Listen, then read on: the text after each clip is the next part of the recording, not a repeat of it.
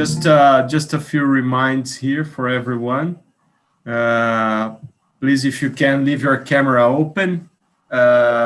Your microphones will be muted. If you have any questions, please throw the questions at the chat. That at the best moment, I think Professor will respond to that. The idea today is to discuss cartels, leniency, applications, settlement agreements, and all this type of conducts and agreements that have been dealt with and by the DOJ. So welcome everyone, and enjoy the class of Professor Kovacic, which was very much enjoyed by everyone last Wednesday. I should say that, Professor. Thanks again. Bruno, once again, I'm enormously grateful for the opportunity to participate in the program. Thrilled to have the chance to continue the discussion. And today, as you said, we're going to turn to a collection of topics that generally deal with relations among competitors, especially on the cartel side of the fence. I'm just going to pull up my slides here. I've got a deck for today, which I will pass along to Bruno to make available to all of you. I am, in talking about cartels, I'm talking in a program hosted by a country that is in the forefront of dealing with cartels. I think it's fair to say that for all the attention that's given to the big tech cases, in my mind, there is no more important case running in the world today than the Lavajado and all of the related matters that have spun out of it. It's not only important in terms of its economic significance, but of its larger political impact throughout the hemisphere, and its significance for the well-functioning of public administration. It's a bold, courageous, and remarkable initiative. I think it is second to none in all of the matters that are running today. And I know from my interaction with public officials in other competition systems around the world, the car wash prosecutions have been truly inspirational. In talking about cartels and leniency, in many respects, you should be teaching me, because of the astonishing things that you have accomplished in the field of competition law in this area. So I'm going to talk about cartels, developments in the United States, developments in the leniency program, and the application of competition law to no-poach agreements. I'd like to start by just giving you, especially those of you who were here last week, just a postscript to some of the developments that we talked about, just a couple of minutes to tell you about things that are happening and changing by the day. Talked a bit last week about possible prosecutions of Google and big tech. Well, the Department of Justice, according to the Wall Street Journal's edition this morning, electronic edition this morning, is going to file a complaint today against Google and initiate an abusive dominance case against the firm. That is said to be happening later today on the East Coast of the United States, with the likely location for the filing of the case being the Federal District Court, the Court of First Instance in Washington, D.C.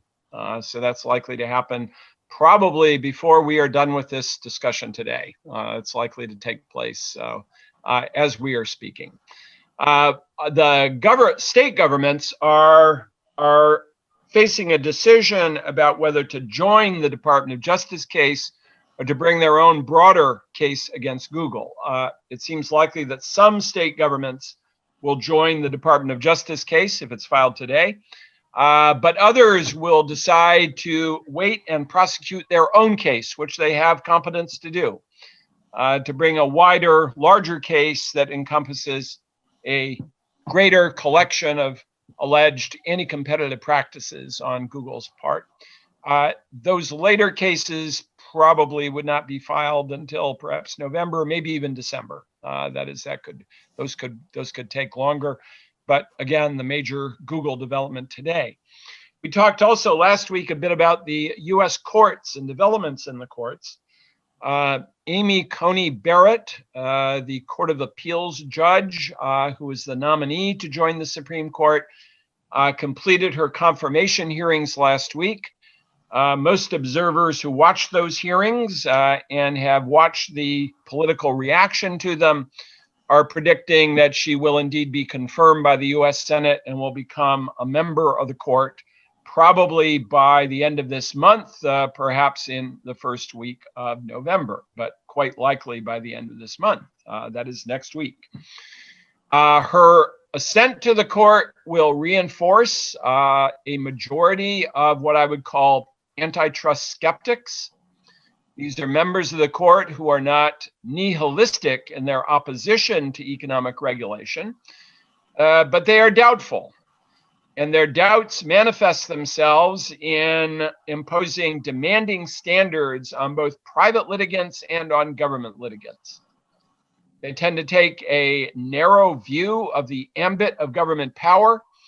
Judge Barrett, perhaps future Justice Barrett, has expressed skepticism about broad interpretations of statutes, insisting instead that legislative commands appear directly in the text of the law and not by inference. So this means that the path that plaintiffs have to take in order to reach the summit of antitrust success and prosecution has become more difficult.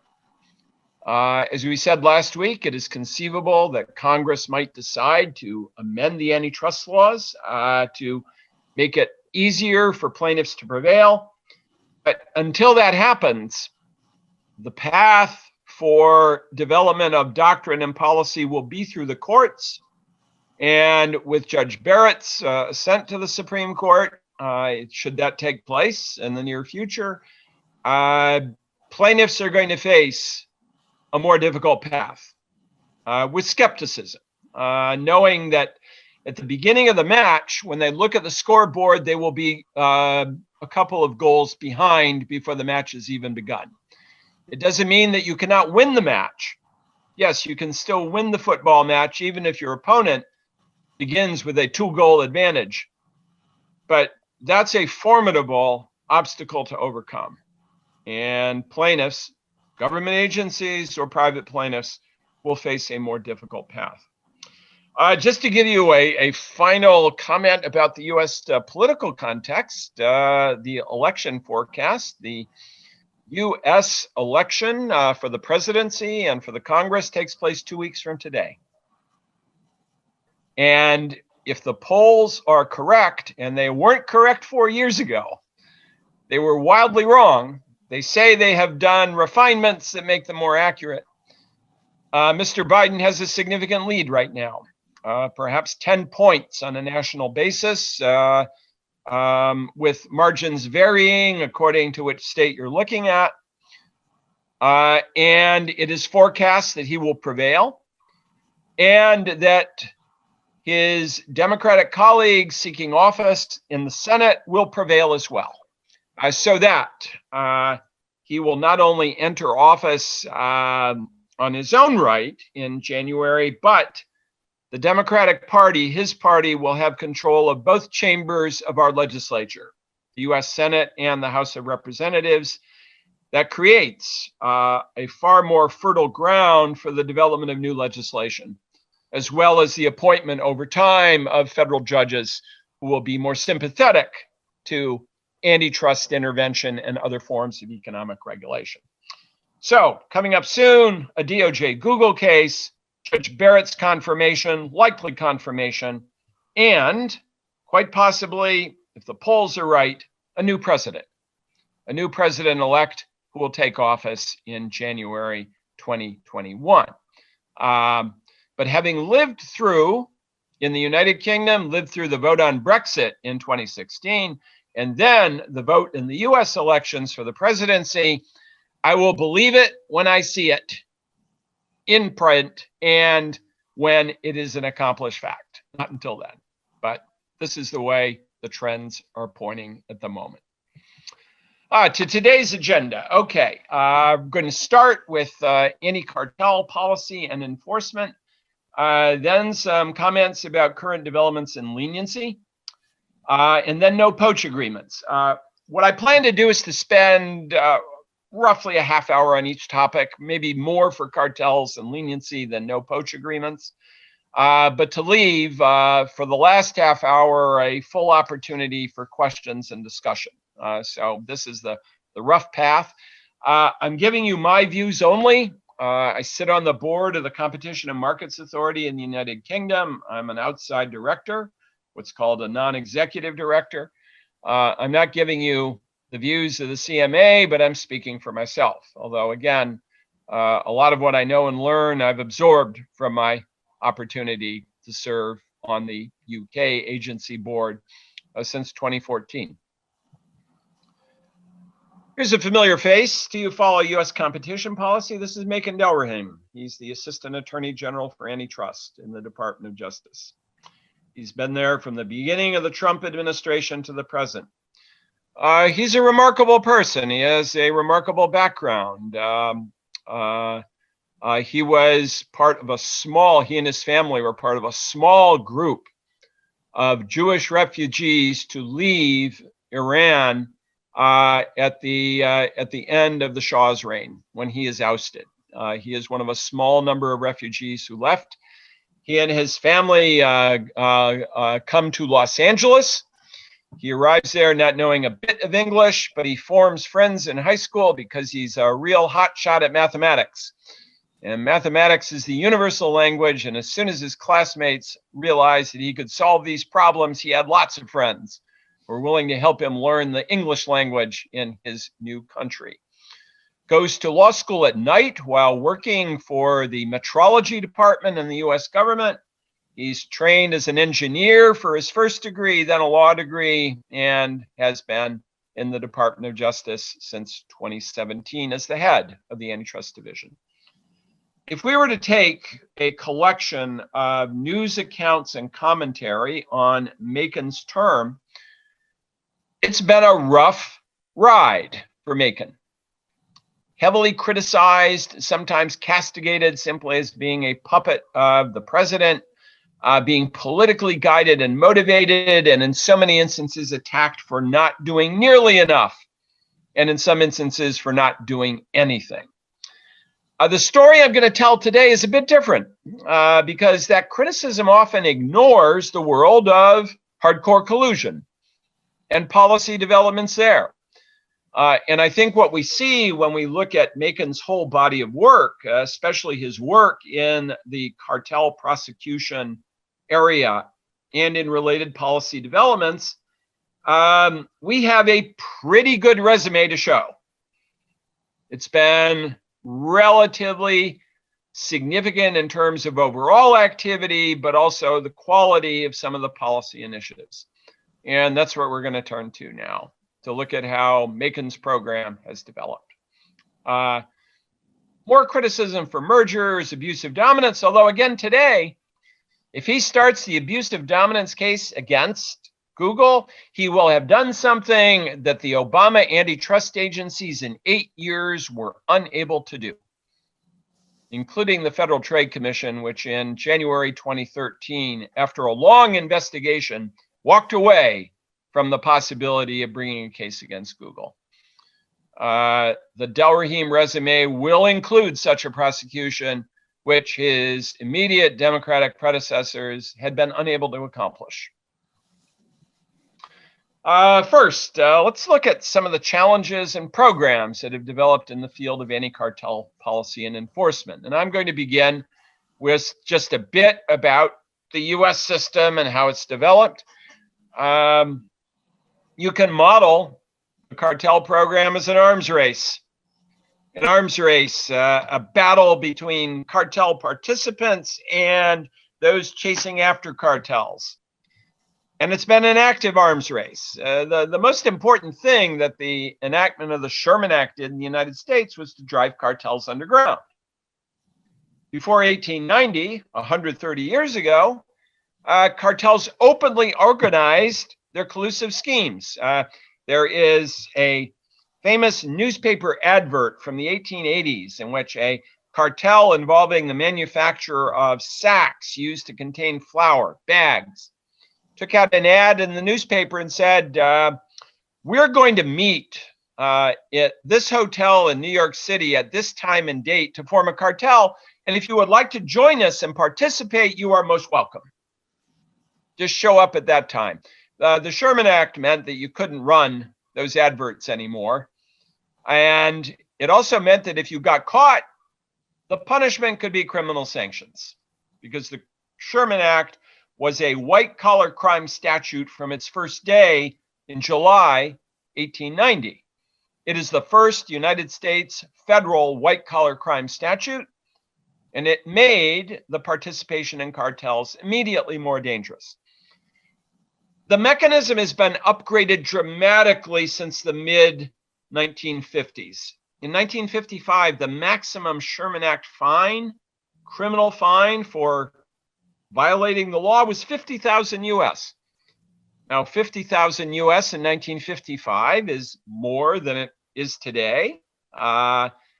Inflation adjustment, multiply times 8, 9, or 10, and you get $500,000 as the maximum fine in today's dollars. But for a major business enterprise, if that's the worst thing that's going to happen to me for participating in a cartel, I'll pay that right away. I might even have that in my pocket. I'd be glad to do it. Today, the fines are much more severe. The minimum Sherman Act fine, that is, this is the fine can be imposed without regard to actual economic harm, is $100 million. So the moment that the cartel participants sit in the conference room and say, we agree, at that moment, the bell of illegality rings, and the possible exposure is a $100 million fine. Now, the cartel members could say, wait a minute, we haven't even put the plan in place. Answer, the offense occurs the moment that the agreement is formed, without regard to its actual effect. That will be $100 million, please. In addition to this formidable statutory fine for each violation, the government now has available the minimum, the double the loss and double the gain formula. That is, it can calculate the fine based on taking the loss to victims and doubling it, or taking the gain to the wrongdoers and doubling that. This is the mechanism that has generated recoveries of hundreds of millions of dollars. Indeed, in some cases, a couple we'll touch on briefly, billions of dollars. So the financial stakes are breathtakingly more significant today than they were 70 years ago, by a lot. The possibility of incarceration also has increased. Until 1974, in the US criminal justice system, the Sherman Act offense was only a misdemeanor. Now, that still carries the stigma of criminal liability. If you go for a job interview and have that on your resume, that is not a badge of honor. What's this? Oh, I engaged in a criminal offense, but it was only a misdemeanor. The prospective employer is not likely to say, oh, that's all right, it was only a misdemeanor. A federal criminal offense, but merely a misdemeanor. Nonetheless, in 1974, that offense is enhanced dramatically to felony status.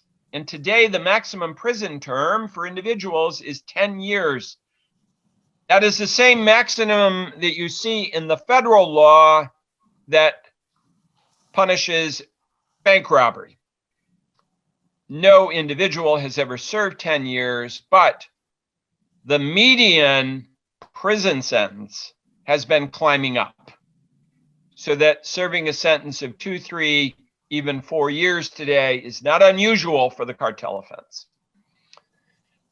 That's the government's part of the arms race. But what we know from reading decisions of agencies around the world about cartels is that the cartels have gotten better. They haven't simply surrendered and said, oh, we give up. It's too hard. They've applied the same ingenuity that firms use in legitimate contracting to refine their methods for organizing and managing their behavior for cartels, using third parties, others to assist them. The vitamins cartel used an accounting firm in Zurich that publicized on its website, one of our specialties is managing cartels. By the way, that website has changed. Now they simply refer to trade association organization. They don't talk about managing cartels anymore. They did until the recent past. And what we see is that they've gotten better at forming the consensus, finding cheaters and punishing them. So there is no moment in this process to pause and declare victory.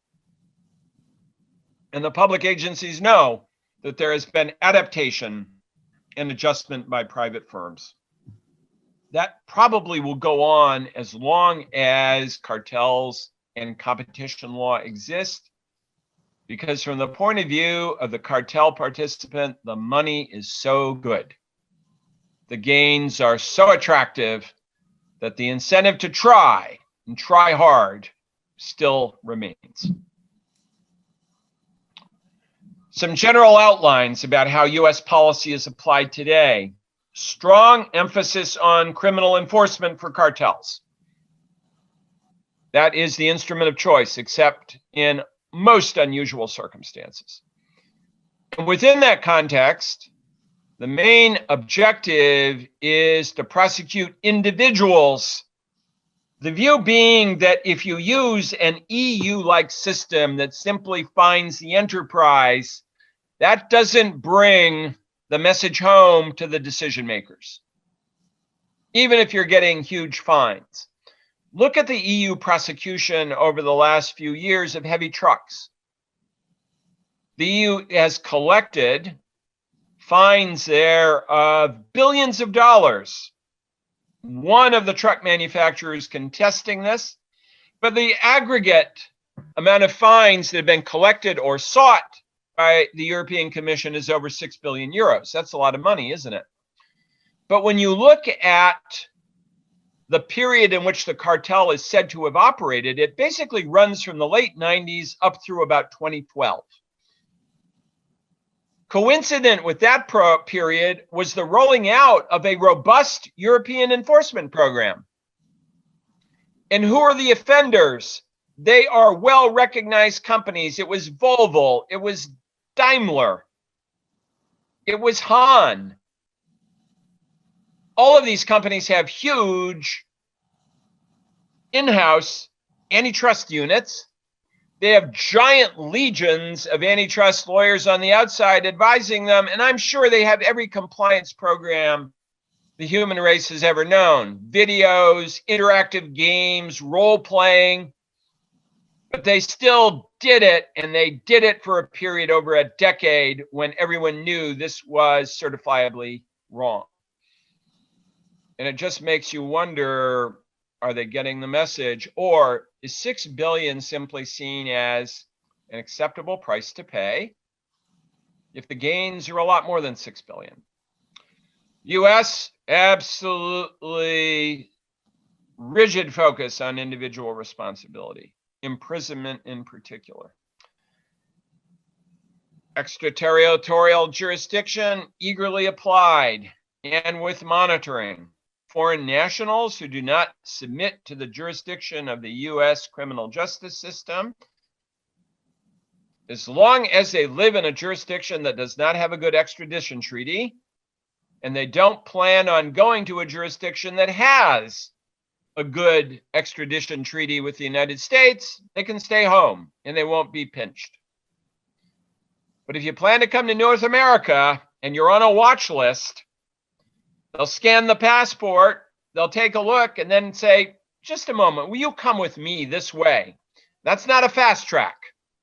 That's for a meeting with probably an FBI agent, or with another criminal enforcement authority within the United States, and you'll be detained. Many foreign nationals have agreed to serve prison terms in the United States because they wanted to be able to come back to North America and to the United States. Third, as I just mentioned, a key performance indicator for the Department of Justice is how many foreign nationals they put in prison. They have a bar chart for that, and they show it in talks about cartel enforcement. This was vividly driven home 12 years ago. Scott Hammond was the head of the criminal unit at the Department of Justice Antitrust Division. Following the annual conference of the International Competition Network, the International Bar Association had a program in Tokyo. Scott spoke, and Scott went through all of the programs they were pursuing, including their active program to prosecute companies located in Asia. One of the Japanese practitioners at that event cautiously raised his hand and in a very deferential manner, designed not to give offense or to cause the loss of face, said, "Mr. Hammond, I may be mistaken, but am I correct that you are attempting at the moment to target companies in Japan, South Korea? I may be mistaken." Scott responded by saying, "Exactly right. Because that's where the cartels are, and we are proud of it. And if your colleagues, your clients engage in this behavior, we'll be seeing you again, not in such a pleasant environment." The largely Asian audience was shocked by this declaration of purpose. But Scott could not have been more transparent, because that indeed is exactly what DOJ is seeking to do offshore. Talk a bit about cartels and COVID-19, with healthcare in particular. One thing DOJ has done with the FTC has been to expedite guidance regarding proposed competitor collaborations. And their door is genuinely open for enterprises wanting relatively quick guidance. At the moment, they are turning around advice basically in 1 week. That compares to a much longer and deliberate process for giving guidance that prevailed in ordinary times. So firms that want guidance or comfort regarding a proposed collaborative scheme can go to the Department of Justice with the proposal and get an answer pretty quickly. So for arguably legitimate efforts to respond to the need to adjust supply chains and to deliver vital medical goods or other necessities, DOJ has said, we will listen, we'll give you advice in relatively short order. The Federal Trade Commission is doing the same thing. So it's possible to get in the US a more rapid and informative judgment about proposed collaborations where one is anxious about whether the firm is getting close to a line of absolute prohibition. At the same time, the US enforcement agencies are taking highly visible steps to indicate that if you do not use this mechanism and you do tread into traditionally forbidden areas, we will chase after you vigorously. One of the ways that they have been driving this message home is to highly publicize prosecutions in matters that were initiated before January 2021, but their prosecution provides an opportunity to underscore the commitment to be vigilant in prosecuting the cartel offense and to do it actively. And DOJ is continuing to do that in a very open way. Here are a few examples. One's healthcare. Last month, DOJ announced the prosecution of an individual. William Harwin is a physician and the founder of the Florida Cancer Center. This is an oncology center doing cancer-related treatments in Florida. Harwin is alleged to have coordinated a conspiracy with another set of oncology service providers in Florida to allocate oncology treatments. And to avoid anything that smacked of competitive bidding to provide those treatments, simply allocating the patients, being told, you go here, you go here, you go here, as a way of avoiding any competition on price or other dimensions of providing the service. Earlier, his company had entered a deferred prosecution agreement where they had admitted guilt. They had paid that $100 million minimum specified Sherman Act fine, and they agreed to waive all non-compete agreements with professional staff. We'll come back to that at the end of the lecture today. So DOJ said you're going to release all your professional staff from their non-compete agreements as a condition of the non-prosecution agreement, and you will cooperate with us in prosecuting individuals. In September, DOJ announced that Harwin himself had been indicted and would be prosecuted. And this was highlighted as part of a commitment to deal with healthcare, and healthcare involving vulnerable patients in extreme distress, those needing oncology treatments. Another related matter that's received a lot of attention is a set of prosecutions involving generic drug producers. This matter goes back at least 2 years, and to date, 7 generic drug producers have been indicted for fixing the prices of generics. In August of this year, DOJ announced that they had indicted the very significant pharmaceutical company and generic producer, Teva. And this was publicized widely, and again, not saying that the conduct in question arose during COVID, but this was an occasion to drive home the idea that tampering with the healthcare system, especially in this distressing period, would be taken with the utmost seriousness and would be a routine target for criminal prosecution. So DOJ is trying very hard to indicate, on the one hand, we will give advice through the guidance mechanism for arguably legitimate forms of collaboration, and we'll provide comfort. We will listen to the justification for the proposed collaboration very carefully. So we are open and flexible in our response to arrangements that are necessary to overcome disabilities in the delivery and production system. We'll do that.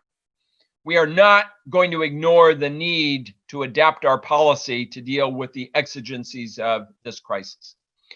But at the same time, if you don't use that mechanism and you engage in behavior that is traditionally right in the center of our prosecutorial bullseye for the criminal system, will land on you. And these recent events within the last 2 months, the Harvin indictment, the indictment of Teva, are both occasions to say the criminal enforcement apparatus remains in full gear, and it will roll over you if you're engaged in a traditional forbidden form of collusion. Food is another area that's been singled out as a key concern, and especially highlighted during COVID. These matters, again, did not originate during COVID. Broiler chickens and canned tuna. These inquiries began before. But the prosecutorial events, again, have served as occasions to say, this could be you if you think that the crisis is a moment in which we will take our foot off of the accelerator and slow down the criminal enforcement mechanism. These are also, all of these matters is a way of signaling, even though all of us are working at home and we are not in our headquarters building, except for a handful of us intermittently, even though we are being forced to work remotely, in completing investigations, in preparing filings, in filing cases, in going to the courts, which also in many ways are operating remotely, we can do it and we will do it. So don't think that the disruption in the logistics of litigation and prosecution is keeping us from staying on the case. Broiler chickens involved a nationwide price fixing cartel. And so far, 10 executives and employees have been indicted, and the latest indictments were last week, earlier this month, October 8th.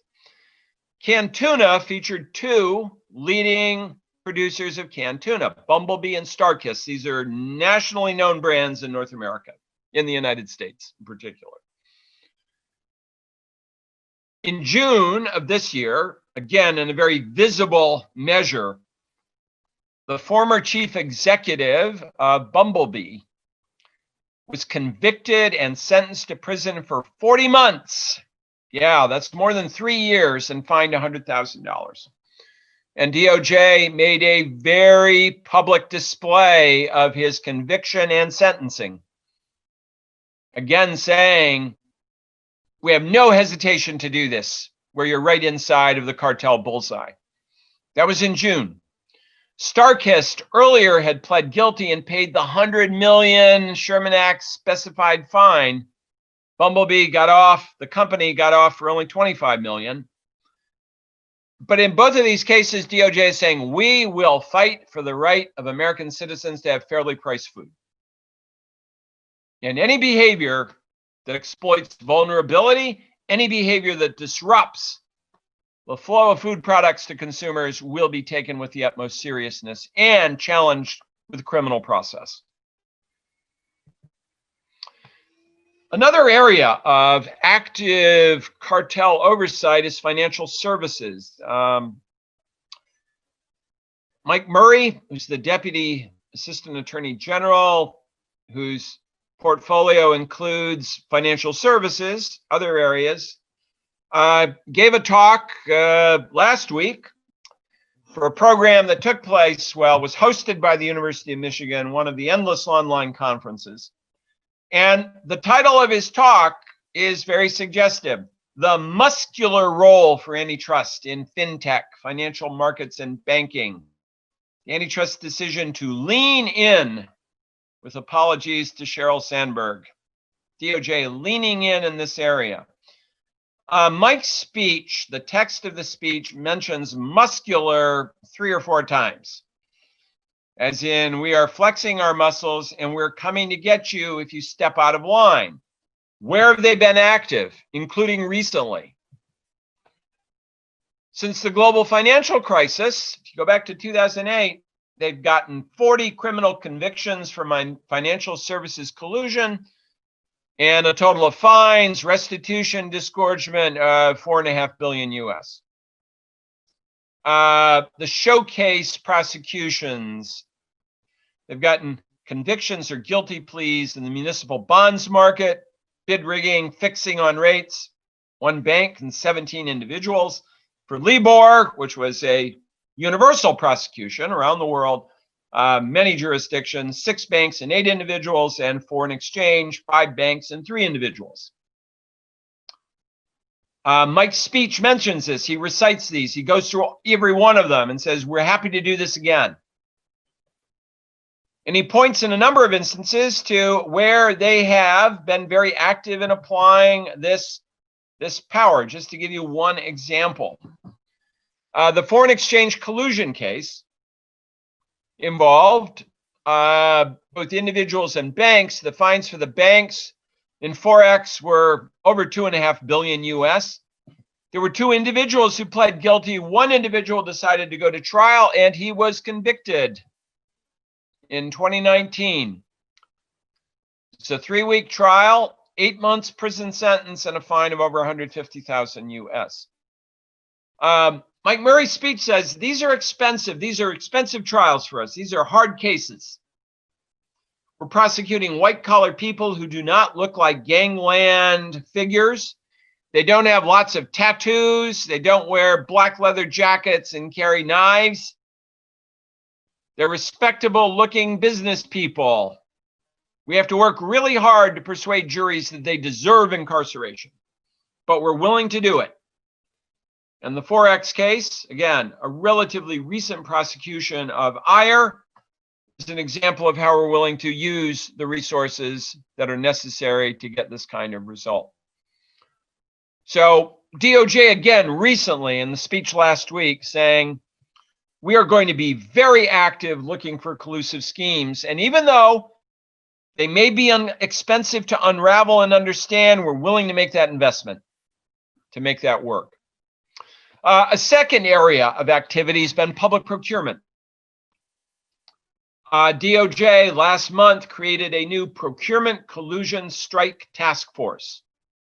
There's an awareness of how much money government agencies are pouring into the procurement process as part of the recovery efforts and as part of efforts to sustain business and economic activity. This new group includes the Antitrust Division, the Federal Bureau of Investigation, 13 U.S. attorneys' offices around the country, the Defense Criminal Investigative Service, which is a completely humorous and determined group of investigators, and the U.S. Postal Inspectors.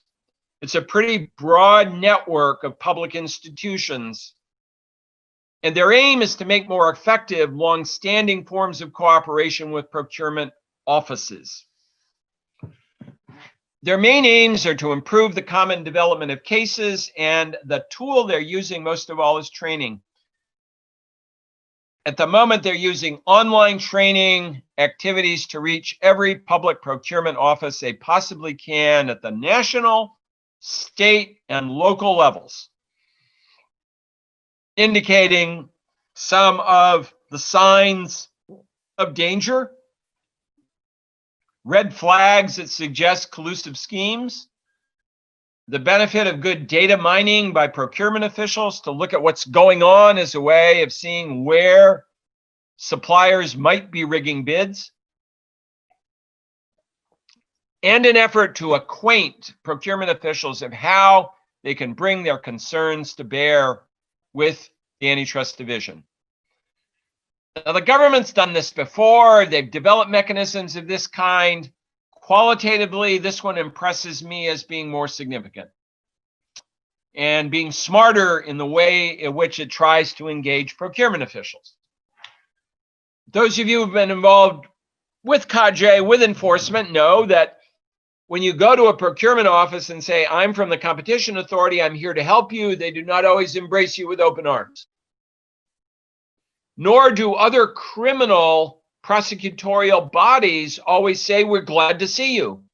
Thank you for bringing us a possible case. Those relationships take a considerable amount of time to develop and, as with any other collaborative scheme, require trust building that is indispensable to the effective operation of the enforcement program. DOJ seems to be walking down this path in an intelligent way. And they're doing one thing I think that hasn't been done enough before. They're using big antitrust data. What's that?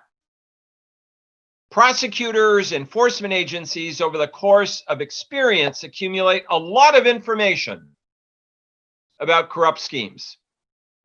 But there is a tendency, once the last case is over, to start the next one instead of reflecting back, well, what did we learn from that? Indeed, not just that case, but all of the other cases. What are the trends that emerge from this? I think there is a view increasingly that that is an underexploited source of knowledge about how to detect and prosecute collusive schemes. And this initiative is part of it.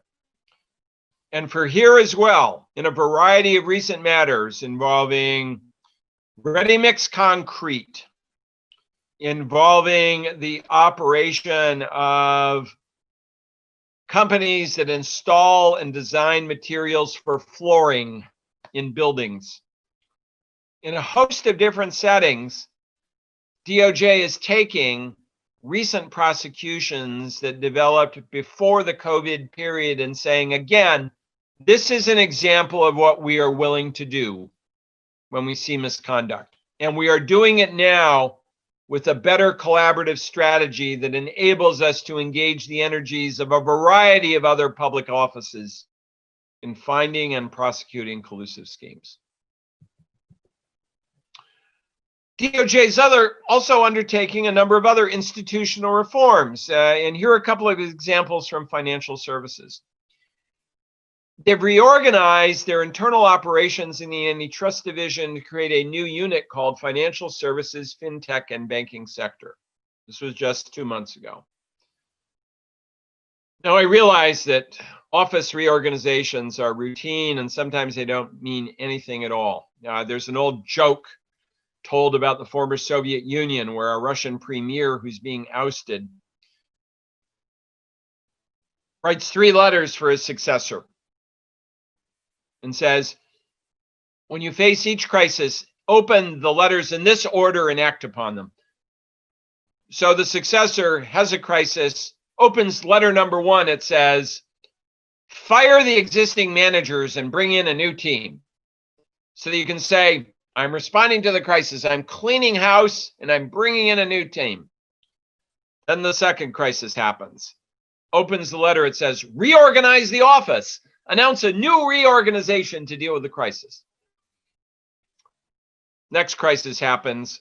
Opens the letter. Letter number 3 says, write 3 letters because you're probably going to be deposed. A joke about bureaucracy. So is changing the organization chart important? I think it will help here. This brings together more closely related groups, and it is part of a program they are developing to become more expert in these fields. They have formed a partnership with the Massachusetts Institution of Technology and its Sloan Business School to use Sloan-developed coursework and courses to teach DOJ officials, economists, and lawyers about fintech and about financial services. So they're creating the new unit to concentrate and build expertise and learning in the group, but they're joining it up with an effort to get smarter by drawing on resources outside of the institution with this academic educational partnership with MIT. A new useful step to deal with a sector that can be fiendishly complex and difficult to understand. They've also signed a memorandum of understanding with the Securities and Exchange Commission. That's the securities regulator in the United States to promote greater interagency cooperation. And yes, when I saw this, I thought as well, oh yes, another MOU. How terrific. Everybody's got MOUs. I would like $1 US for every MOU that's out there that never went anywhere. That was pure symbolism. This one again has potential to make DOJ better at identifying possible problems and acting upon them. And the SEC understands these markets much better than DOJ does. It's another opportunity to learn from a collateral public institution that has a lot of expertise in this area. Does any of this matter? Let's have this chat in 3 or 4 years. We'll see. But DOJ is obviously experimenting with new approaches to put it in a position to detect collusive schemes, not just for collusion. This is for mergers too, to understand mergers, but especially in emerging markets, fintech in particular, emerging niches, to understand what's going on and to address possible episodes of collusion more effectively. DOJ has also initiated recently compliance reforms. In July, over a year ago, they launched a new policy regarding the impact of corporate compliance programs on charging and sentencing. In the past, before this policy, DOJ said, we will consider the quality of your compliance program when we do sentencing. We'll take it into account. But the general view of DOJ had said, once we found a violation, or maybe you've applied for leniency, and you come in and tell us about your wonderful compliance program, we're skeptical. If your compliance program was so damn good, this would not have happened. So don't tell us that you deserve mitigation because of compliance. It obviously failed. Adopt a good compliance program and you will not be back here with us visiting on a regular basis, because this will not happen. I think we see a growing awareness that 100% compliance is perfectly impossible. That as long as you have human beings involved in a complex organization, they will sometimes lapse, they will fail. So that the realistic expectation of compliance is indeed to minimize the number of incidents to a very small number. But as well, to make sure that when lapses occur, they are small lapses, not catastrophic lapses.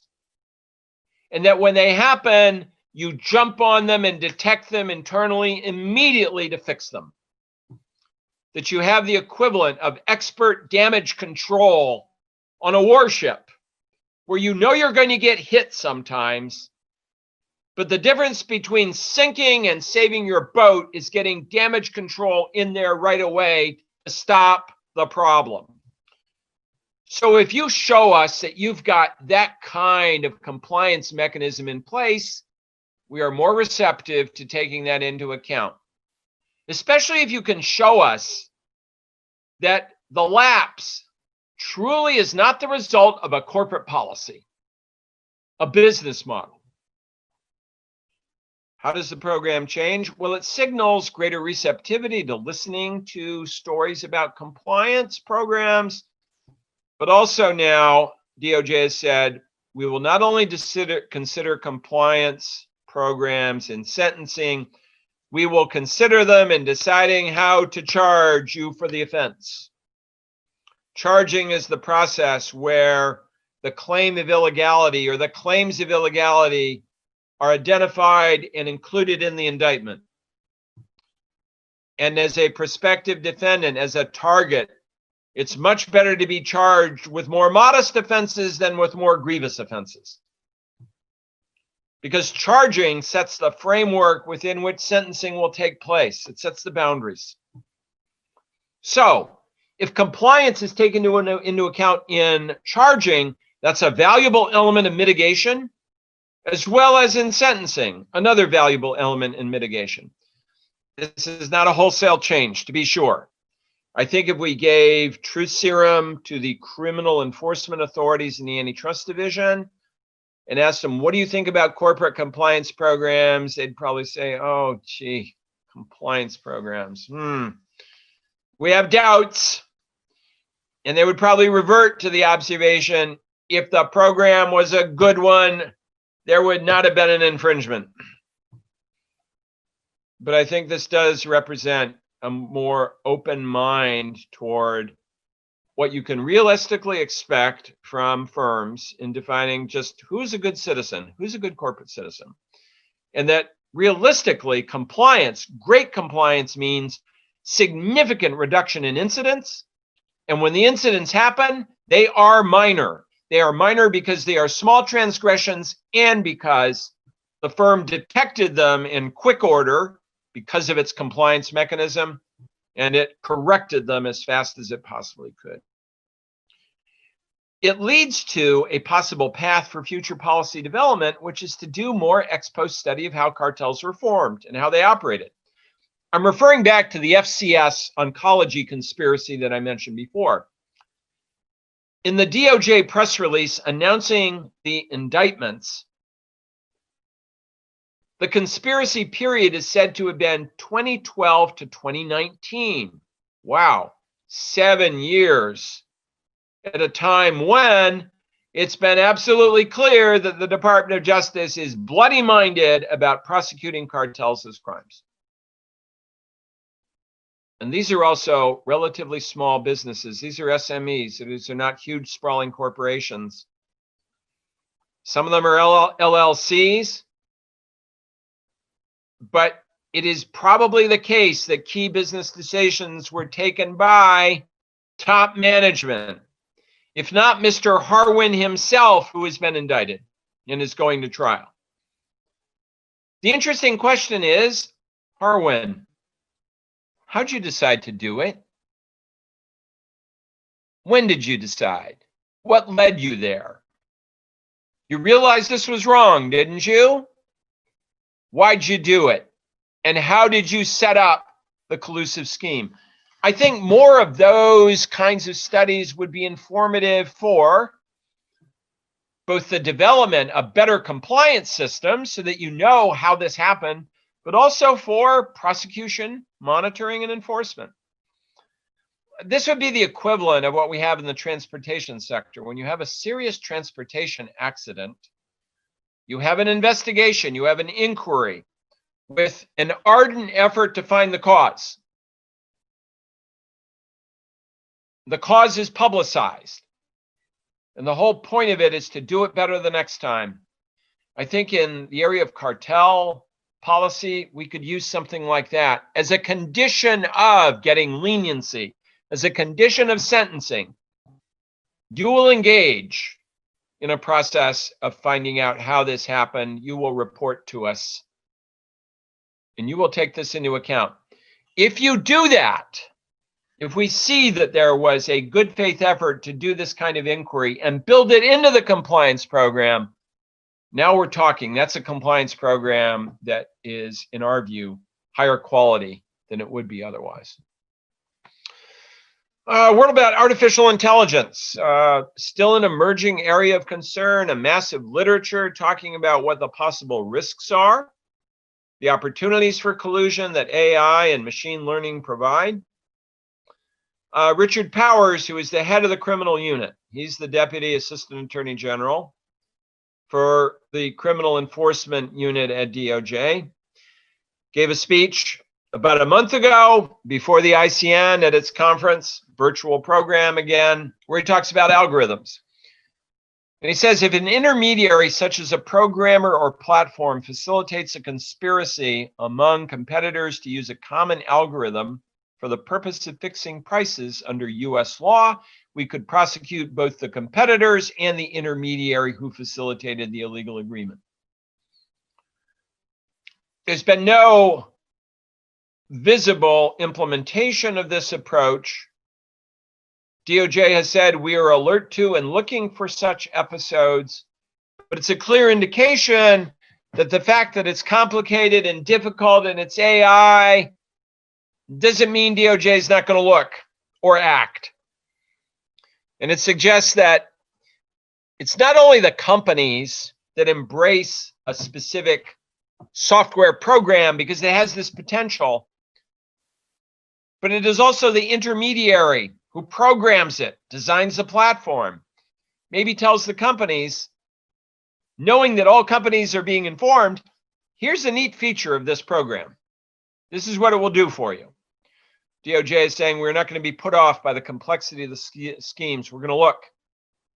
And I think that's a credible commitment. Leniency. We're coming up on 30 years of the current version of leniency. That landmark happens in 2023. And an interesting question is whether leniency may be going in new directions in the United States. Just to put things in context again, this field featured a revolution in the 1990s. What was the state of leniency before 1990? Well, in the 90s.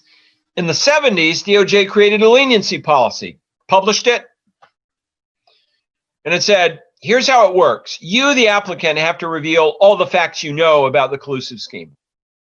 You tell us everything, and then we will provide you some dispensation from criminal sanctions, but not complete exculpation. So I'm the prospective applicant. I can say, did you say some dispensation? How much? Well, we won't know until you've told us everything you know. So you tell us everything and we'll give you something. Not many companies found that to be a promising relationship. And this mechanism was rarely used. Give me everything, I'll give you something, but I won't know how much to give you until you've told me everything. You have completely incriminated yourself, then I'll give you something. But in no case are you going to walk away without criminal punishment. There will be some punishment. Do you recognize her? She was the Assistant Attorney General for Antitrust from 1993 to 96. That's Ann Bingaman. A remarkable figure in our field, globally. You can make the case that Ann has had the greatest impact, more than any other one individual. That is, if you're coming up with a list of people who've had the biggest impact on the global antitrust enforcement system, let's go back a half century. I'm willing to go back further, but let's go back a half century. Let's go back to 1970, 50 years ago. You can make a pretty good argument that nobody surpasses Ann Bingaman. That she's number one on the list because of what she did. One thing she did was a major upgrade of leniency. We'll talk about that in a moment. But that was hers. She did it. And she did it in the face of massive resistance inside the Department of Justice Antitrust Division. The second thing she did was initiate the first DOJ Microsoft case, which was settled in 1995 and becomes the platform for bringing the big Microsoft case. She set that in motion.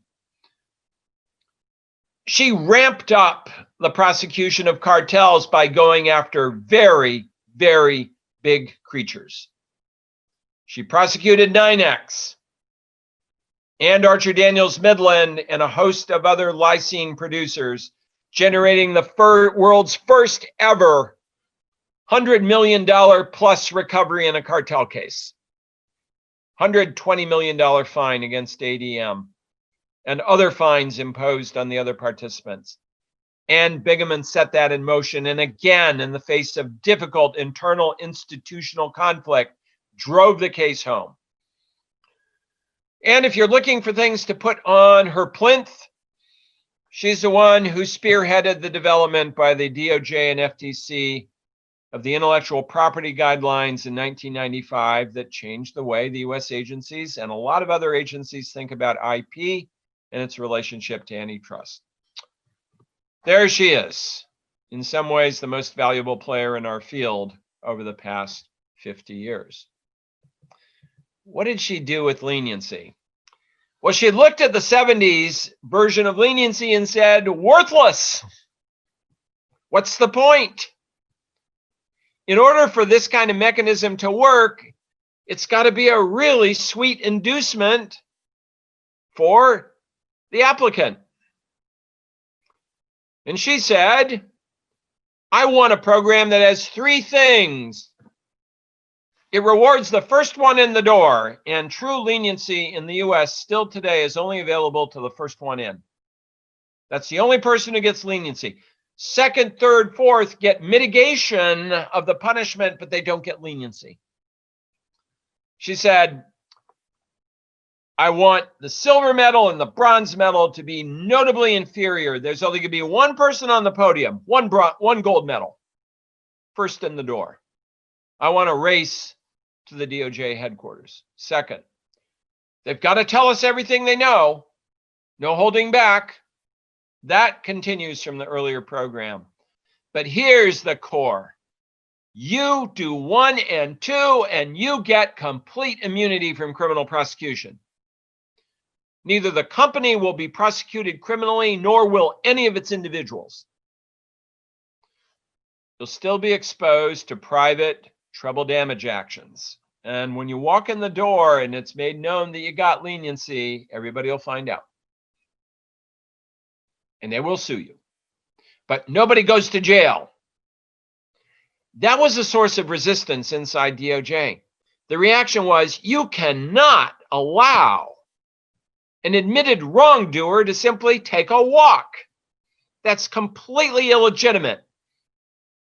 And the political leadership in this country will burn the house down if you do that. Nobody will regard this as credible. Ann's response was, oh, so it's better to never find out or find out decades later and let the harm go on day by day, year by year. That's better, is it? She said, rubbish. And by the way, we make these kinds of deals in other areas of criminal law. We do this. a lot. We're going to do it here. Complete immunity. And in 1994, leniency was extended to applications by individuals. So the company itself was not any longer the only potential leniency applicant. It was the employees within the company. This took a while to catch on. It was 3 years before anybody applied. Why? Nobody believed it. What didn't they believe? They did not believe that DOJ truly meant it when it said, tell us everything. If you're first, no prosecution. People were afraid that DOJ instead would say, oh, you didn't tell us enough. No deal. And by the way, thanks for what you told us. You'll be getting the indictment soon. Count on it. Businesses thought this was a trap and would not be applied in good faith. So they waited and waited. My former law firm was the first company to use it. And the first applicant was an executive in a company that made equipment to build heavy, large doors that go on factories and other buildings. They made the hinges that the doors sat on. A junior attorney was doing a document review as part of a possible merger filing and saw a spreadsheet. The spreadsheet had several columns. In one column said, date of the procurement event. The next column said, did we bid, yes or no? The next column said, who won the procurement? The third column said, reason we did not win. In that column, 3 of every 4 entries said the words, not our turn. Not our turn was the reason we didn't win. It didn't take long for the young associate who knew a bit of antitrust to say, this is a bid rotation scheme, not our turn. There are 4 companies in this business. We win 1 of 4. The other 3 win the others, not our turn. Gave it to the partner. The partner went to the executive of the company and said, what's this? And the executive evaded for a moment, said, oh, it's just a flow chart with activity, and we're just keeping track of what happened. And the partner said, that's what I'm interested in. What happened here? The partner knew. The executive said, oh, I'm not sure. The partner said, you're not sure. I'm sure. This is a bid rotation scheme. This is go to jail stuff. And the company executive paused for a moment and said, okay, is there anything at all we can do about it? And the partner said, there is. You can apply for leniency. And as long as your competitors have not gotten there first, you will get complete immunity from criminal prosecution if you tell them everything. And the executive sighs a bit of relief and says, oh God, that's great. Can you tell me who else has used this so far? And the partner said, you will be the first. Oh, could I be the second or third? No, you'll be the first company ever to do this. We'll help you. They used it and it worked. And as it started to work, you can imagine the happiness of the Department of Justice when people started calling up and using it. As it started to work, it increased confidence. And the real breakthrough was the vitamins cartel, where Rome Polunk is the leniency applicant and gets to DOJ before BASF or Hoffman LaRoche. There have been continuing refinements, and it's the last one that's a development I want to mention to you and emphasize for recent developments. DOJ knew and learned quickly that it had to make refinements. It created the marker system where if you get on the phone to us first and you're first in line, you're first in the queue. Save your spot. We want people to be nervous and anxious about coming to us as fast as they can. Created Leniency Plus. Suppose you're caught in a cartel. We will reduce your punishment for that cartel if you tell us about other cartels. You'll get leniency for the other cartels, complete, and we will mitigate punishment for the one where you weren't first. We found out. Another development, and this is a recent development that's worth emphasizing, is the Antitrust Criminal Penalty Enforcement and Reform Act, ACPERA. Introduced in the last decade with a sunset provision. The permanent extension of this law was adopted on October 1st of this year. So this is now a permanent element of the US legal framework. Its key ingredient is that deals with treble damages. Again, we mentioned before, you seek leniency, you get it. Thank God, nobody's going to jail. Uh-oh, here come the treble damage cases. That's not so great. And by the way, that can be a lot of money. A big sum of money. ACPERA said people will be reluctant to use leniency if they have immediately become the target for the treble damage suits. ACPERA said if you are the successful leniency applicant, if you are, and you cooperate fully with the private plaintiffs in the damages suits, your damage exposure is not 3 times harm, but 1 time. You go from treble to single damages. This has been effective in overcoming some of the concerns about trebling. It has also been difficult at times. What do the plaintiffs' law firms often say? You're not fully cooperating. You're holding back. You're not being completely forthcoming. And there are big debates and fights. And then they go to DOJ and say, they didn't cooperate fully. They don't deserve the ACPERA protection. There have been continuing fights over what complete disclosure is. So that kind of interaction can be very contentious. Nonetheless, the mechanism has served to diminish some of the reluctance to come in and seek leniency, the reluctance that comes from a fear of facing the treble damage follow-on suits. And it's been working. The Trump administration worked actively for its renewal, and they did. They went out and got it.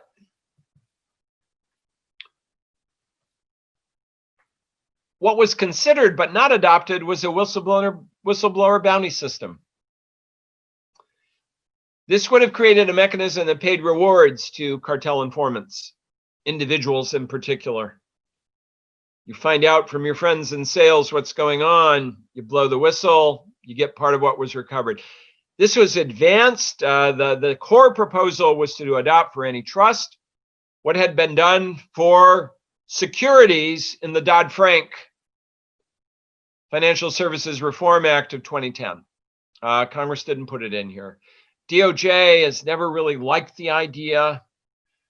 The private bar certainly didn't like the idea. The private defense bar didn't like the idea. DOJ passed.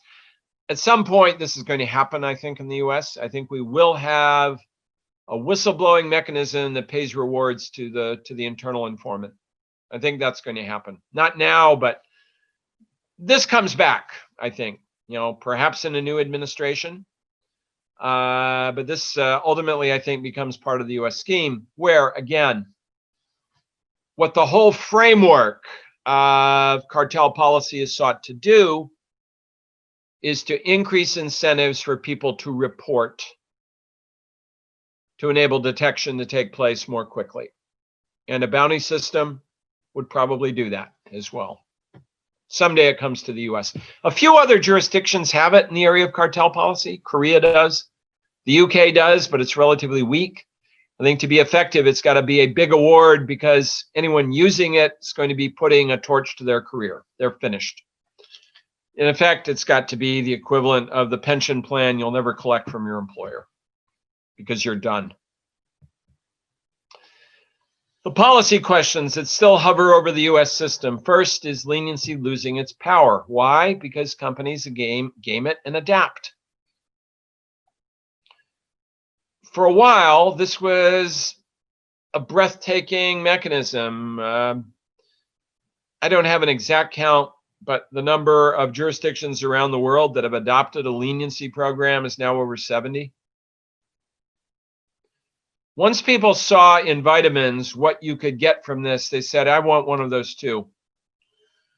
The total fines announced on the first day in vitamins was 725 million US. That was a breathtaking sum in 1998, 1999. Staggering. And competition agencies said, I'd like to be able to go to my treasury and give them a check for that amount and then say, what are you going to do to increase my budget? I'd love to be able to say, I generate multiples in value above my budget. Leniency became popular. Question. Is the sheer number of leniency programs around the world making it clumsy and difficult to operate? That's one. How do I get in the door to everybody in a timely manner? But are companies finding ways to work around it? Are they gaming it? There's the new literature that says maybe they are.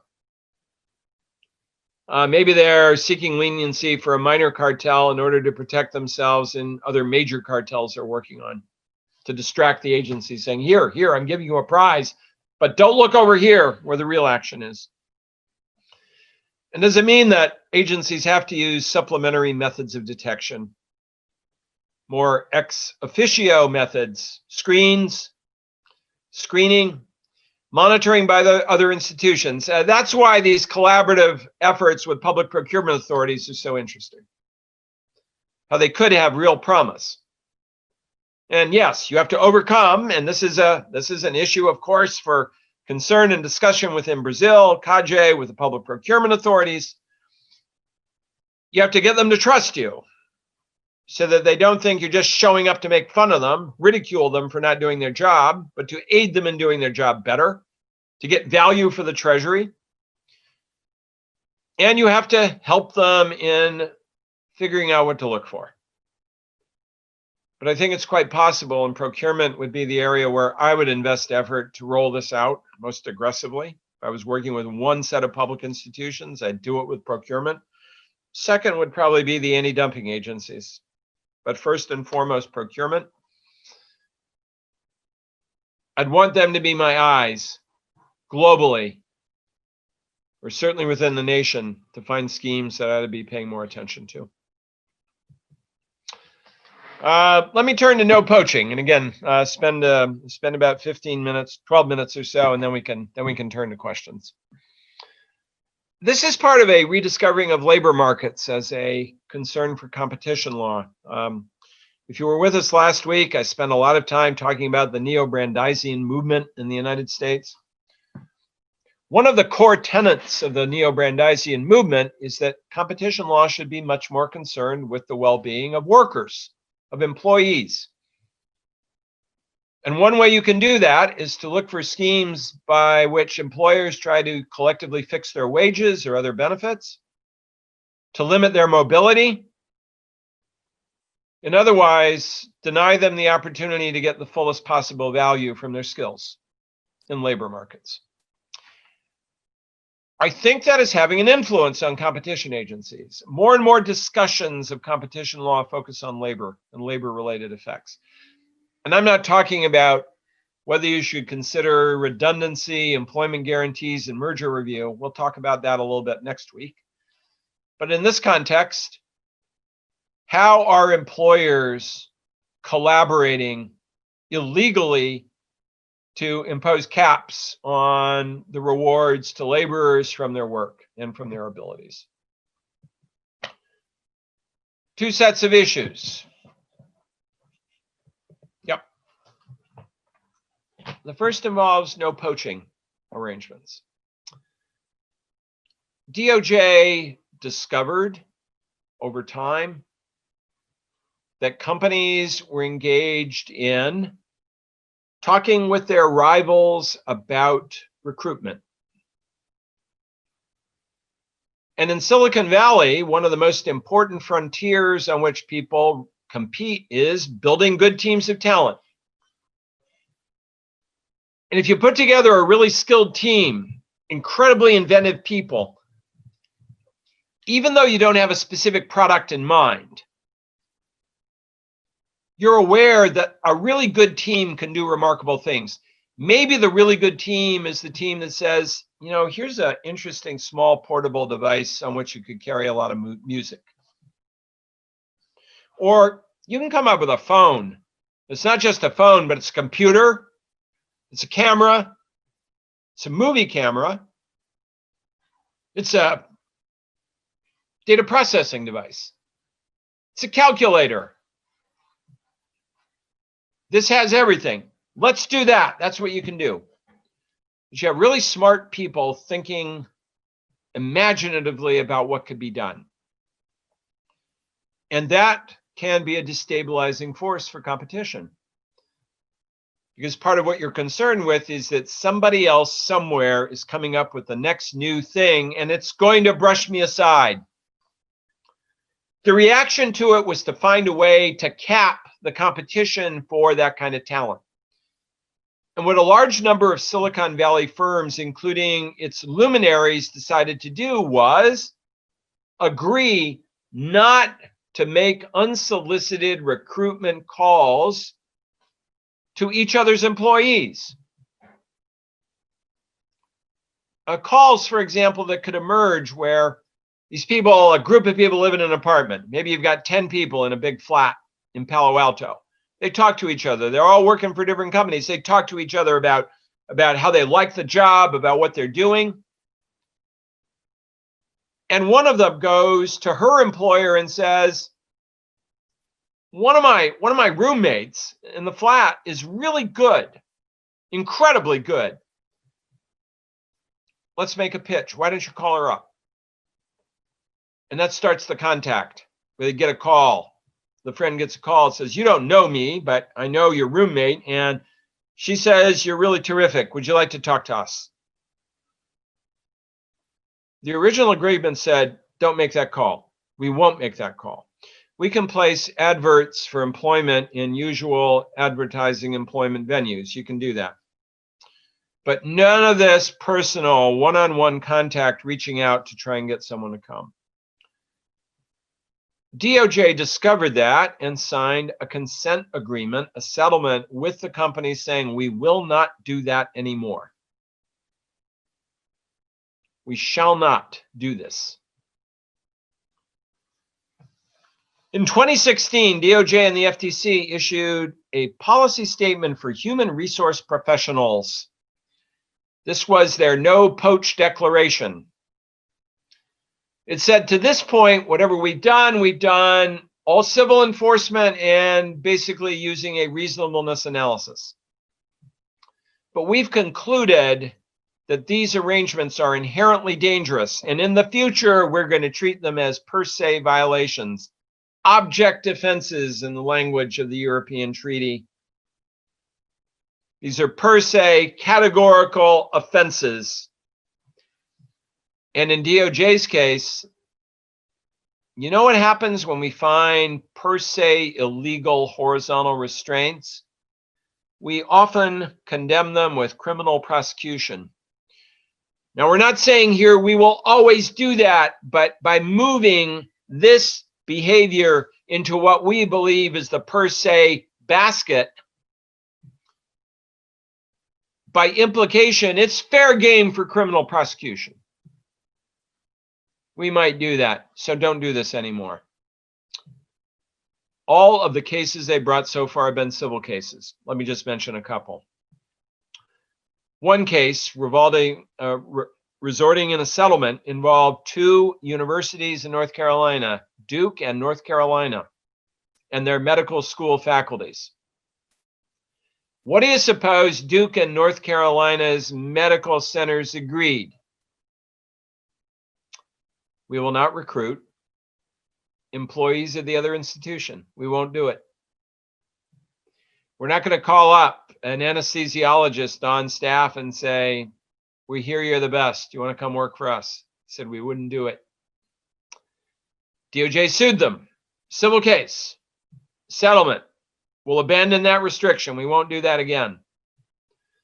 Railway workers, group of rail lines. Similar agreement. We will not solicit each other's workers. Civil settlement. Won't do it again. Franchisee cases where the franchisees say, we will not seek to poach each other's employees. There's a really good barista in the coffee shop, terrific. Everybody loves her. She's fantastic. And she knows how to make a really mean espresso drink. The agreement said, I won't call her up. I won't try to recruit her. Here again, civil settlements. My intuition is that it's not too long before DOJ says criminal, indictment. We're going to come after the companies that are doing this. These civil cases are laying the foundation for doing that. In all of the civil cases, the theory of infringement is per se violation. They keep seeing these. Again, these cases are popularizing the fact of their prosecutorial interest. They're popularizing the guidance given in the 2016 document. If you go on the DOJ Antitrust Division website, they have a column called No-Poach Approach. Our no-poach approach is per se illegal, and they list all of these matters. I would say the department is edging closer probably to bringing a criminal case. My guess is that the defense will be that the companies are each making a major investment in their teams, training, that this involves building capable teams, and they won't do that kind of training and coaching if their competitors can just pick off the real gems in their organizations. I think a problem with that is that the no-poach agreement does not forbid advertising. I can take out an ad in the Wall Street Journal, The Economist. I can take out an ad in the local newspaper, a big ad, a big display ad saying, if you're a great software programmer, we want you, and here's what we'll give you. I can put up a billboard, in effect, outside the gate or the entryway to my competitor's facility and say, tired of working at Apple? Is Facebook a chain gang? Come work for me. I could have a truck with a megaphone drive around the campus of my opponent saying, why don't you leave this chain gang and come and join me? I could do that. They don't forestall that. But I suppose the defense will focus on whether there is an element of training that is arguably endangered if you can make these unsolicited recruitment calls. But my prediction is, so far, civil matters, there's going to be a point at which DOJ says it's time to go criminal, especially if they have the view that people aren't listening, that they're not paying attention to these prosecutions or to the policy statement, that they're not getting deterrence. I just want to mention as well non-competes. These aren't no poaching agreements, but these are non-competes. Either that an employer signs with its own employee in a variety of different settings, but it's typically the employer-employee relationship. You work for me for a certain period of time, you can't go to work with a competitor within a certain geographic area. There are lots of these cases. These cases have received a lot more attention now because of the concern with labor markets. And especially in the COVID environment, the feeling is these are disabling when I need to go and look for work. I mean, how can they possibly be valid if I've been furloughed? Does it still apply if I've been furloughed? I can't go look for other work?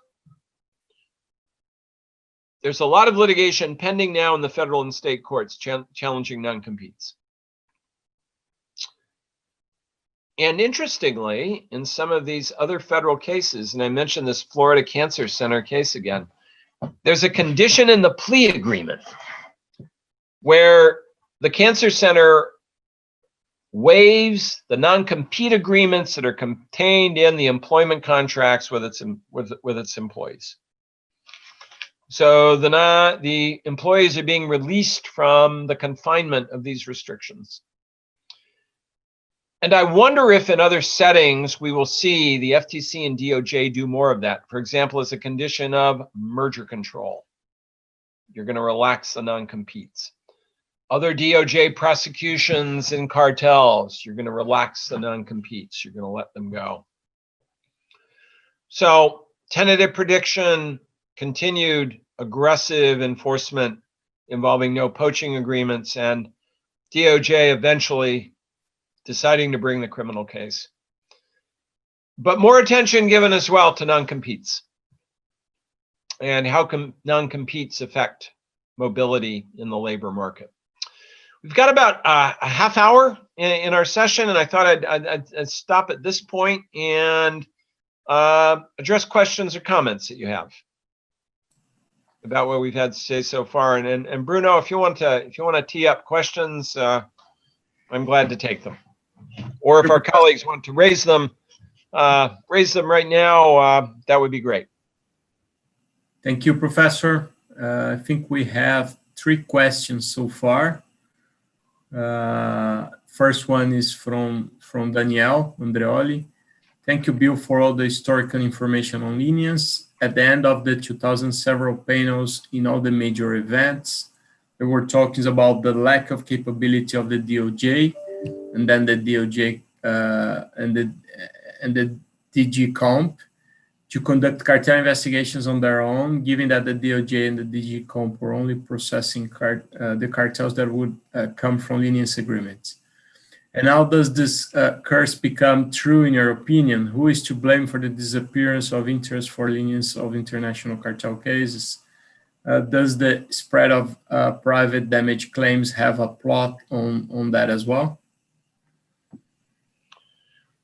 It's a great question. And I think if you're in the enforcement community, you have to dwell on that very carefully and extensively. I mean, what are some possible causes? One that I mentioned before is that firms have adapted. That they've adapted in a number of ways that enable them, again, to game the system or to cope with leniency applications, but to game the system, especially dealing with rivals, to have a sufficient web of commercial interrelationships that you can threaten to punish your rival if they decide to inform on you, that you can have overlapping relationships that serve to tighten cartel discipline, or you use leniency for trivial cartels as a way of deflecting attention away from more serious ones. So one possible expectation is that in the arms race, the defendants have adapted. Second, private damage actions have become a more robust element of the enforcement framework in a number of countries. Nobody quite has the US scheme yet, which is exceedingly powerful. But it's getting stronger, it's getting better. I mentioned the trucks case in Europe before. I believe the defendants in the trucks case are facing private damage cases now with an aggregate asserted claim of over $100 billion. Now, they might be able to look at a 6 billion euro fine and shrug and say, I'll pay it. 100 billion's real money. And one possibility is that as these damage exposure possibilities increase, companies will be more reluctant to seek leniency because the subsequent private damage exposure becomes exceedingly powerful and painful. A question one has to ask there is, does that mean that to make this effective, you need an ACPERA-like mechanism, like the US mechanism, to relax somewhat, to minimize the private damage exposure if you're a leniency applicant, if you seek and obtain leniency, in order to cope with damage actions? In other words, as damage actions become more powerful, more pervasive, the adverse side effects of bringing a leniency application get stronger because I've increased my private damage exposure. Will it be necessary for jurisdictions to adopt a variant of this in order to make that exposure less threatening. The third